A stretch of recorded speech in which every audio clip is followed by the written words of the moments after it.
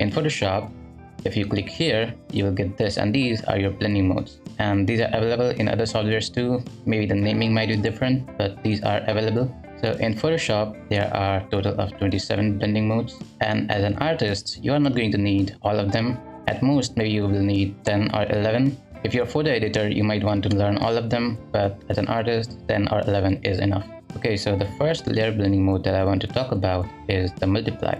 So if I go here, you will see the multiply. So I'm just going to select this, and now this layer has been created as a multiply layer, and it is clipped to this painting layer. If you don't know how to create a clipping mask, just press Alt and hover between the two layers like this, and just press here, and you will have this top layer as a clipping mask. Okay, the multiply. Multiply may be the most useful blending mode there is. So what does it do? Well, it basically darkens things. That means it can be useful to create shadows. Basically, if I select this brush, and if I select any color here and apply it on this painting,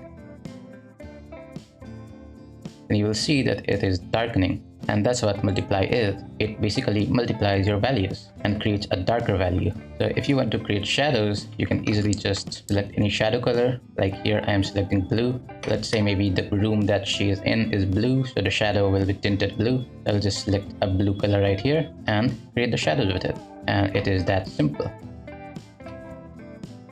That's basically multiply. And maybe let's say she is somewhere in the forest. I will just select a greenish color because the leaves are reflecting the light and hitting the shadows, tinting it green. So I will give it a green shadow. Just like that. And that's how you use multiply to create shadows. And it is actually pretty good. That's why I think it is the most useful blending mode out of all of them. Okay, so the next one that I want to talk about is color burn. The color burn is multiply but on steroids.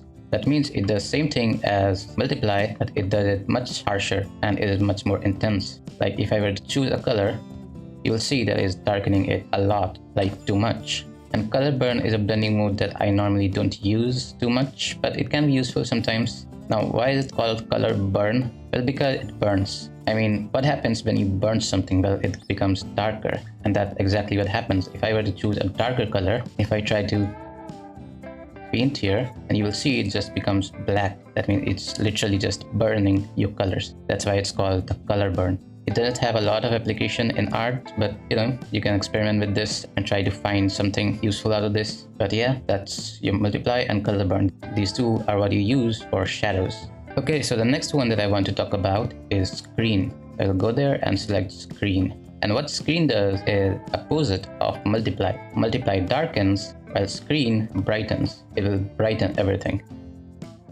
Just like that. The problem with screen is that it just really desaturates your color. And another thing is that it really just takes away all the contrast. Like if I were to paint here, you will see that the contrast between the skin, the hair, and the clothing is completely gone. That's why you might not want to use screen as your main light source, but it can be useful in some cases.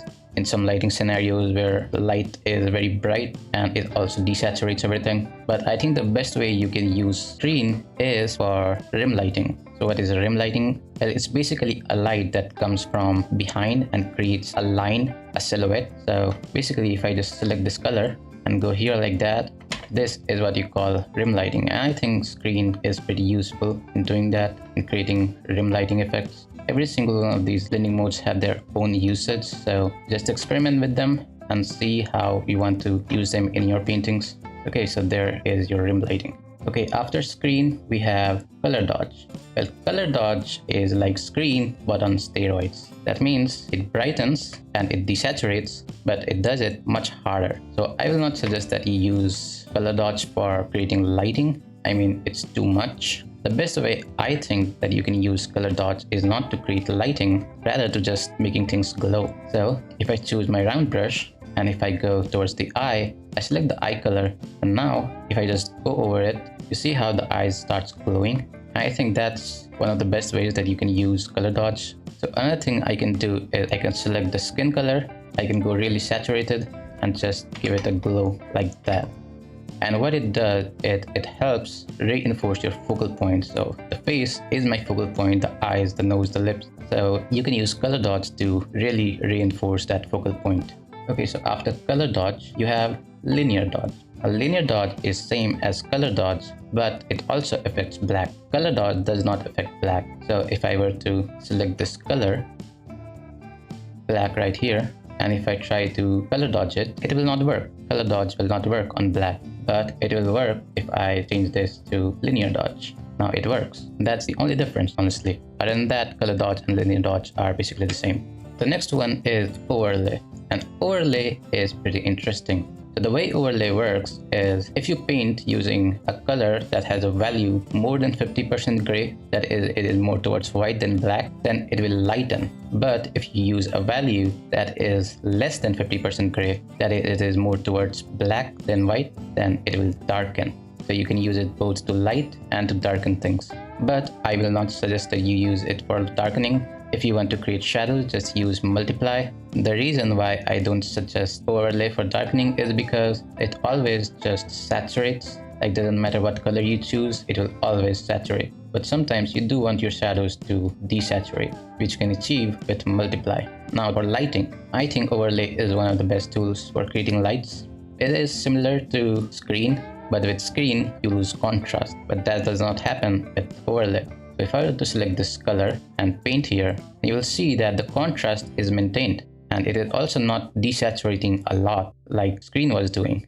So overlay is pretty useful to create lighting, and you can use it to create many different kinds of lighting. For example, this lighting that I just created, it can be sunlight. It looks pretty similar to a sunlight, maybe in morning. This is how a sunlight might look. Or you can create evening light, maybe in the evening when the sun is very low on the horizon and is orange. Something like this. So yeah, that's overlay. The next one is soft light. Now soft light is same to overlay, but it's just much softer, like this. You can see that the intensity of soft light is much lower than that of overlay. Now hard light. Hard light is overlay, but more intense. That's it. That's your overlay, that's soft light, that's hard light. And these three can be pretty useful to create lighting. So the next blending mode that I want to talk about is color. So here, on the bottom is color. So what does color do? Well, it basically changes the color of whatever you are painting on. So let's say I want to change the color of the hair to red. So I will just select red and paint with it, and it will change the color of the hair to red. If I want to change the color of the eyes to yellow, I will select yellow and paint over it, and it will change the color of the eyes to yellow. So color layer can be pretty useful to create variation of a single design or single painting, or it can also be useful to go from grayscale to color. So if I were to turn my painting to grayscale, like that, and now if I want to add color to this, I will just create a new layer and set it to color. So I can now select the color of the hair, let's say blue. I will add blue color. Let's say I want to add the skin color. I will add the skin color, and like that you will add color to your painting. Now this will look dull because this is the first layer. If you want your paintings to look vibrant, you have to build upon it and make it look more vibrant. But as a first layer, I think color is pretty useful. Okay, so the last two blending modes that I want to talk about are something that I don't use very often, but I have used them, so I'm going to talk about them. The first one is Darken. So what Darken does? Well, it basically darkens an area, and it only works on areas that are lighter than the color that I have chosen. So if I were to select this color right here, and if I go lighter, then you will see this will not work. Well, because the color is lighter than the area, and it does not lighten, it darkens. So you have to select a color that is darker. So if I select something darker, now it will work. So how do you actually use this? Well, it does have very limited application. But the way I normally use it is, let's first create a screen layer, and now let's create some lighting. Okay, so this is my lighting. Let's say I think that the lighting is too bright. So what I can do is I can create a darken layer on top and just select a color that is a little darker than the light and just apply it on it. It will only affect the areas that are lighter than the color that I have selected. And honestly, I have no idea why it is affecting the hair. It shouldn't affect the hair in theory, but it is affecting the hair. I don't know why. Well, maybe it's a bug of some kind.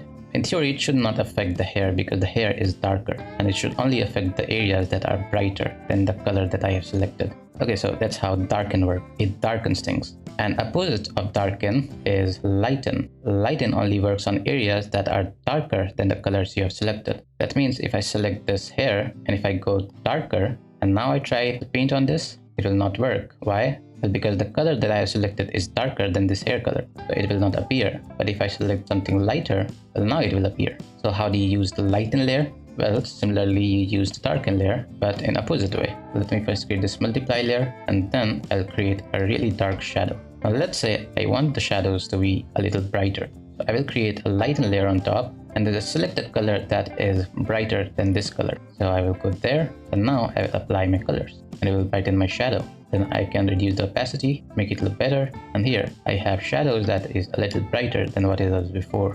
Okay, so that's all the blending modes that I have normally used in my paintings and that I think are useful for a painter. I hope you found this video helpful. If you did, then please give it a like and subscribe, and I will see you in the next one. Goodbye.